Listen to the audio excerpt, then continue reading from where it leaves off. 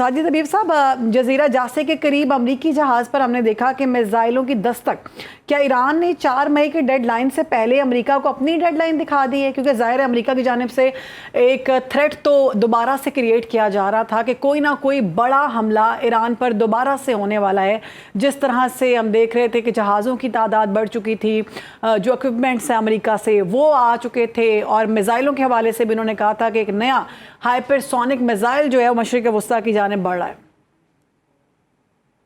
आपने बिल्कुल सही कहा कि जंगबंदी जो है वो जो पहले वाले हमले हमले हो रहे थे उनकी तो है, लेकिन एक लफ्ज़ों की जंगबंदी नहीं है, बयानात की जंगबंदी नहीं है। और दूसरे स्ट्रेट ऑफ हॉर्मोज और उसके सराउंडिंग्स में नेवल कॉन्फ्लिक्ट जो है, जो उसके ऊपर अपना कंट्रोल जाहिर करने की एक जंग है, वो बननी हुई है। कॉन्फिडेंस बिल्डिंग मेजर भी नजर आ रही हैं बीच बीच में। डिप्लोमेसी पाकिस्तान की, जैसे आपने कहा, कि बड़ी ज़बरदस्त चल रही है। पाकिस्तान नॉन स्टॉप अपनी जो जारी रखे हुए है। लेकिन ये जो अभी एक न्यूज़ आई थी, मैंने भी इसको देखा था कि चाइनीज़ एजेंसी ने कहा था कि, और आईआरजीसी की उनकी एक स्टेटमेंट थी कि हमने अमरीकी नेवी के एक डिस्ट्रॉयर को 2 मिसाइल हिट किए हैं। जी जी। लेकिन अभी लेटेस्ट में उनको चेक कर रहा था, सेंटकॉम ने डिनाई किया है। अच्छा। लेकिन गालिबन ये ज़रूर हुआ है कि एक डिस्ट्रॉयर ने वहाँ पे जाने की, उस साइट पे नज़दीक कोशिश की थी, तो उसको टर्न बैक होना पड़ा है वहाँ से। लेकिन उसको कोई ऐसा सच मिसाइल हिट नहीं हुआ। हम्म। ये चीज़ें ऐसी हैं जो दोबारा से जंग बंदी के ख़त्म होने का और दोबारा से जंग शुरू होने का सिलसिला बन सकती हैं। ठीक। और जो सेंटकॉम है, उसने जो उस डिनाइल भेजा, उसके बाद मुझे ज़ाती तौर पे थोड़ी सी तसल्ली हुई है कि ये वाक़या नहीं हुआ, वगरना फिर एक खित्ते में, स्पेशली स्ट्रेट के अंदर, बहुत ज़्यादा जंग बढ़ सकती है। दूसरी बात ये कि अमेरिका ने ये नहीं कहा कि हम एस्कॉर्ट करके लेके जाएंगे। स्टैंडकॉम की स्टेटमेंट में देख रहा था, उन्होंने कहा है कि हम कोऑर्डिनेट करेंगे सेफ पैसेज के लिए। बाकी ट्रंप की बातें तो चलती रहती है, वो कब ऐसे। से वो 60,000 फौजी पहले भेजना चाहता था, फिर कारगिल पे कब्जा करना था। ये हम्म। सारी मेरे साथ प्रेशर डालने की बातें हैं। और डिफाइंस जो है वो ईरान की तरफ से भी शोर है, हालांकि उनको बहुत बुरी इकोनॉमिक हिट पड़ी है, वहां पे लाखों बेरोजगार हो गए हैं। आपने देखा इन्फ्लेशन कहाँ की कहाँ पहुंच गई है। लेकिन एग्जैक्टली। ये जबानी तौर पे भी एक डिफाइंस, या जिसको कहते हैं कि अपने कदमों पे खड़े रहने की बातें, ये दोनों साइड से चल रही हैं। उम्मीद है कि पाकिस्तान की जो डिप्लोमेसी है वो बीच में अपना काम करेगी। इंशाल्लाह। पाकिस्तान की डिप्लोमेसी जो है वो तो पूरी दुनिया ने देख लिया है, कितना खूबसूरत किरदार अदा किया पाकिस्तान की जानिब से। पाकिस्तान की लीडरशिप ने इतनी बड़ी जंग को रुकवा लिया, मार्का हक में हमारी जो इज़्ज़त बनी थी सर, उसके बाद ये हम देख रहे हैं कि इस कामयाबी में जो हमारे हमसाया ममालिक हैं वो तो वैसे ही रोना चाह रहे हैं, उनकी चीखें निकल रही हैं। अच्छा, आप क्या समझते हैं कि सदर ट्रंप का 15,000 फौजियों और 100 तैयारों के साथ प्रोजेक्ट फ्रीडम, क्या ये महज समंदरी रास्ता खोलना है, या फिर ईरान को बराह रास्त जंग की तरफ घसीटने के लिए अब वो तैयार हैं? क्योंकि अब जैसा कि आपने भी कहा कि उनके बयानात पे तो अब कोई बंदा यकीन नहीं करता ट्रंप की, क्योंकि जाहिर है बहुत फ्लिप मार रहे हैं, कभी कुछ कहते हैं कभी कुछ कहते हैं। तो ऐसी सूरत में हम वाज़े तौर पर क्या तैयार रहें कि खुदा न ख्वास्ता कोई बड़ा हमला हो सकता है? देखिए, ट्रंप से कुछ भी चीज एक्सपेक्टेड है, वो इतना अनप्रडिक्टेबल है कि वो कुछ भी कर सकता है। और ईरान के सिलसिले में तो 2 दफा धोखा दे चुके हैं, इस साल भी और पिछले साल भी, कि नेगोशिएशंस का, बातचीत का कहते कहते उन्होंने हमला कर दिया था। मैं समझता हूँ, मेरा जाती एनालिसिस है कि शायद अब उस तरह से नहीं होगा। ये ट्रंप अपनी जो, अभी देखें ना, कल अगर आपने परसों सीएनएन की रिपोर्ट सुनी हो, जो उन्होंने अमेरिका के जो नुकसानात हुए हैं स्पेशली उनके अड्डों के ऊपर, रीजन के अंदर, गल्फ के अंदर, वो बड़े क्लॉसल डैमेजेस हुए हैं, जिसको कवर करने के लिए अभी 6.8 बिलियन की उन्होंने इमीडिएट, बगैर किसी कांग्रेस के अप्रूवल के, वो भी दी है। F-16 अपग्रेड का उन्होंने कह दिया है, सिस्टम का अपग्रेड का कह दिया है यहीं के अंदर।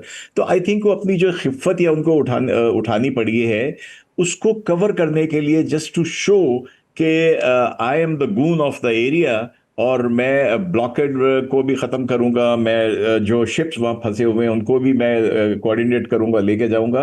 मोर ऑफ अ प्रेशर है, कोर्शन, क्योंकि डेफिनेटली ईरान को इक्तिसादी तौर पे बहुत नुकसान पहुंच रहा है। और उसी की वजह से जो, अगर आप 14 पॉइंट्स देखें, तो बहुत नरम लहजा है उसके अंदर। उन्होंने फेज वाइज जो किया है, इवन उन्होंने अपने जो बड़े बड़े इश्यूज थे, जिसमें स्ट्रेट ऑफ हॉर्मुज को खोलना, माइंस को क्लियर करना, तो आई थिंक ये ट्रम्प का प्रेशर है, जो शायद वो चाहता है कि अपनी विक्ट्री का ऐलान करके चीन जाए, इसलिए इस तरह के क्वेश्चन के जो स्टेप्स हैं या जो रेटरिक है उसको वो जारी रखे हुए। बिल्कुल ठीक है। सर, तेहरान का इस्लामाबाद पर हमने देखा गैर मुतज़्ज़ल इत्तेमाद जो है, आप क्या समझते हैं, क्या बहरी अमले को पाकिस्तान मुंतकिल करना, पाकिस्तान इस वक्त खित्ते में वाहिद मुल्क है जिस पर ट्रस्ट किया जा रहा है। अगर हम अमेरिका की बात करें वो भी पाकिस्तान पे ट्रस्ट कर रहे हैं, ईरान की बात करें तो वो भी पाकिस्तान पे ट्रस्ट कर रहे हैं, तो पाकिस्तान के पास इस वक्त बहुत ज़बरदस्त एक वो कहते हैं ना पावर ऑफ पॉइंट वो उनके पास मौजूद है कि वो जो चाहें जिस तरह से चाहें सिचुएशन को मोल्ड करवा रहे हैं, बड़ी कोशिश कर रहे हैं, बड़ी मेहनत करवा रहे हैं। तो क्या पाकिस्तान वाशिंगटन को और तेहरान को इस सारे मामले में ठंडा करने में कामयाब हो सकेगा? क्योंकि अभी तक तो हमने देखा है कि कामयाबी मिल रही है। बिल्कुल आपने सही कहा, और मैं आप ही के वर्ड से उठाऊंगा जो आपने कहा कि पिछले साल मार्का हक में अल्लाह ताला ने जो जी। हमारे ऊपर रहम किया, करम किया, अल्लाह ताला के करने से सब कुछ होता है। फिर कौम ने जिस तरह, फोर्सेस ने जैसे किया, जो हमें वहां से ग्लोबल आलमी सतह के ऊपर एक चीज, एक इज्जत मिलना शुरू हुई, और फिर हमने डिप्लोमेसी में कमाल किया। सर, आलमी मईशत की अगर हम बात करें तो स्टेट ऑफ हॉर्मुज़ की वजह से ज़ाहिर है इसको शहरक कहा जाता है, आलमी मईशत की वो स्टक हुई पड़ी है। हालात जो हैं वो सबके सामने हैं। मज़ीद हम देख रहे हैं कि पूरी दुनिया में पेट्रोल प्राइसेस इंक्रीज़ हो गए हैं। दीगर अशय खुरनोश की किल्लत के हवाले से भी खदशा ज़ाहिर किया जा रहा है। तो आज जो होने वाला ऑपरेशन है उसको आप क्या समझते हैं कि आलमी तवानाई की तरसील पर इसके फौरी असरात तो नहीं पड़ेंगे? देखिए, मैं एक चीज़ कहूँगा कि हमारी नज़र सिर्फ तेल की सप्लाई के ऊपर है, और तेल से जो की रुकावट में की उसकी तरसील में रुकावट से जो नुकसानात हो रहे हैं दुनिया भर के बहुत से ममालिक हैं जिनका 85% जापान का जैसे यहाँ से तेल जाता था। हम एक और चीज़ को भी जहन में रखें कि फर्टिलाइज़र का बहुत बड़ा बहरान आ गया है। अमेरिका में यूरिया की कीमत 50% बढ़ गई है, और वहां पे तेल का इम्पैक्ट तो हुआ ही है। तो ये बहुत से ममालिक जो फर्टिलाइजर के ऊपर डिपेंड करते हैं, जो इस रीजन से आती हैं, और वो जब नहीं होगा तो आधी दुनिया गजाई किल्लत का, कहत का शिकार हो जाएगी, जिसका जहां जहां पे इम्पैक्ट हो रहा है पाकिस्तान में भी हो रहा है। लेकिन अमेरिका में मैं एक उनकी रिपोर्ट देख रहा था फार्मर्स की, कि वर्जीनिया में द फार्मर्स एसोसिएशन कह रही थी कि 50% यूरिया का खर्चा जो उनके बढ़ गया है। और इवन सिंपल सी एक बात है, जो एक फार्मर अगर कह रहे हैं कि पहले मेरा ट्रैक्टर 1 आवर चलाने का जो है $45 खर्चा होता था, नाउ इट इज $100।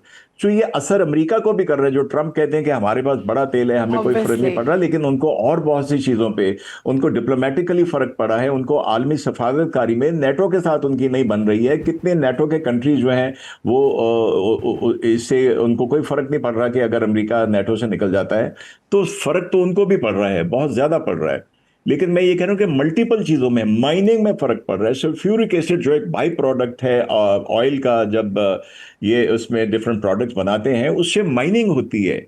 और कौन सी माइनिंग डिस्टर्ब हो रही है? जो सारी ईवी व्हीकल्स, ये लिथियम आयन बैटरीज जो बनती हैं और चिप्स बनते हैं, तो बज़ाहिर हमें सिर्फ एक तेल के तरसील में रुकावट नजर आ रही है, लेकिन इक्तसादी तौर पे ये बहुत बड़ी बड़ी जो डिफरेंट फील्ड्स हैं उसमें इफेक्ट कर रही है। तो मसला इसका हल यही है कि जल्द अज जल्द एक फाइनल मरहला तय हो, एक बुनियादी एग्रीमेंट हो जाए कि अब तेल का फ्लो जो है वो शुरू हो जाए, तो ये फिर यूरिया भी आ जाएगा, फिर ये सल्फ्यूरिक एसिड भी आ जाएगा, और शायद हमारा भी पेट्रोल जो है वो 400 रुपए से वापस, वैसे होता मुश्किल ही है, लेकिन शायद उसका भी सफर मैं यही शुरू हो पूछने जाए। वाली थी, ऐसा होगा कि हमारा पेट्रोल वापस जाएगा? क्योंकि अभी तक तो हमने यही देखा है कि जो बढ़ गया वो बढ़ गया, वापस नहीं जाता। शहरबाज़ बिल्कुल सही करिए, लेकिन अगर नीचे ना आया तो उसमें ईरान का या हॉर्मुज़ का कोई कसूर नहीं होगा, ऐसा ही हमारा कसूर होगा।